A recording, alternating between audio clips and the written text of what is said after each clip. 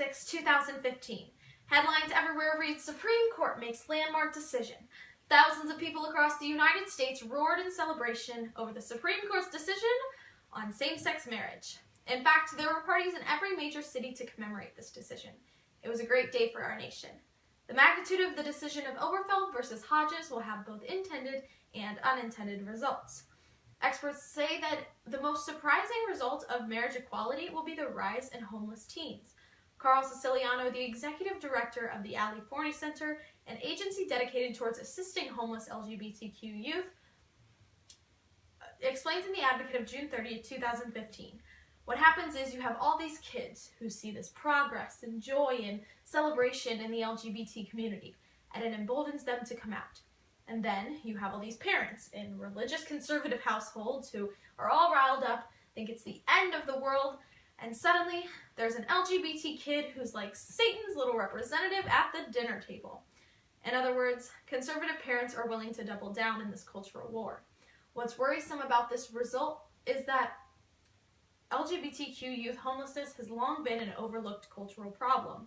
According to the Center for American Progress, they estimate that 400,000 LGBTQ homeless youth are in America today. In fact, 1 in 4 gay and lesbian high school student is homeless, compared to only 3% of heterosexual teens. Clearly, we are not helping these youths enough, which is why it is imperative that we look at the rising problems, the causes, and finally, how we can help fight this battle with love and commitment. Because in the words of the August 26, 2015 National Journal, we have marriage equality. What happens now? Youth homelessness is at an epidemic level with more than 1.7 million youth experiencing homelessness each year. As such, two problems occur. The growing amount of LGBTQ youth homelessness and the high rates of sexual exploitation.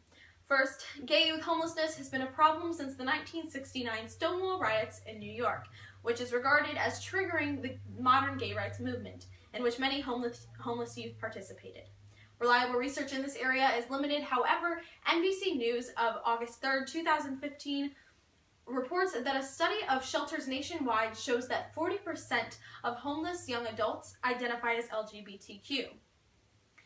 Michelangelo Signoret's 2015 book, It's Not Over, Getting Beyond Tolerance, Defeating Homophobia, and Winning True Equality, points to data that shows that all LGBTQ victories have been met with backlash, including the increase in numbers of the LGBTQ homeless youth and an uptick in violence against transgender women.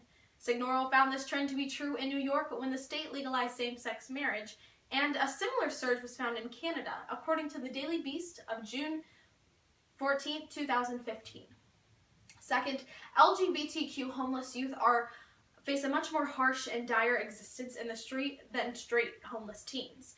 Think Progress of January 27, 2015 reports that LGBTQ homeless youth are more at risk for high rates of sexual abuse and exploitation than their heterosexual counterparts.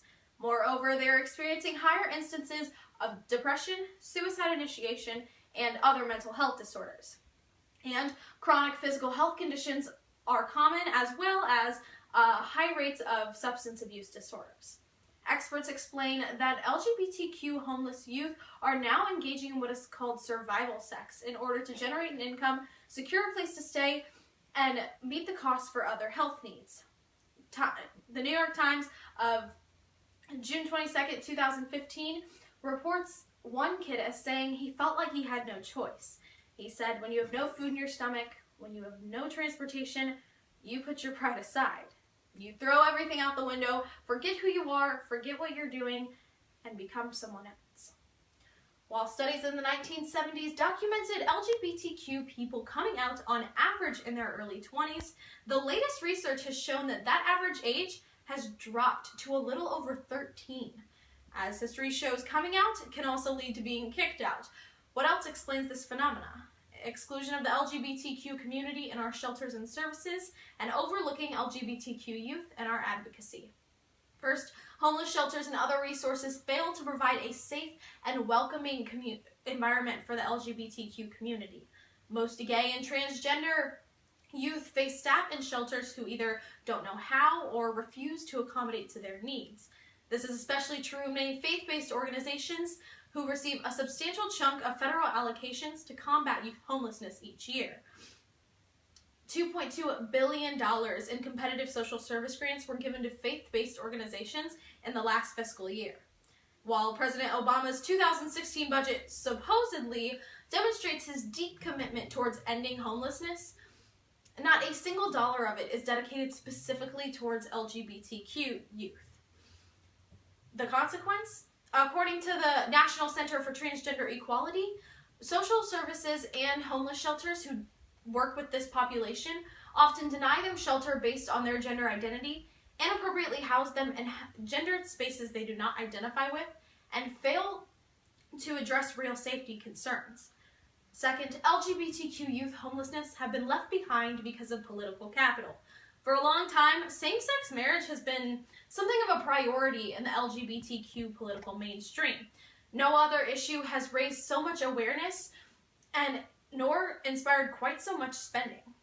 The aforementioned Daily Beast warns that now 10 years after Canada passed same-sex marriage, their activists are struggling with post-legalization apathy. They say that even though same-sex marriage has been legalized for 10 years, statistically, not much has changed.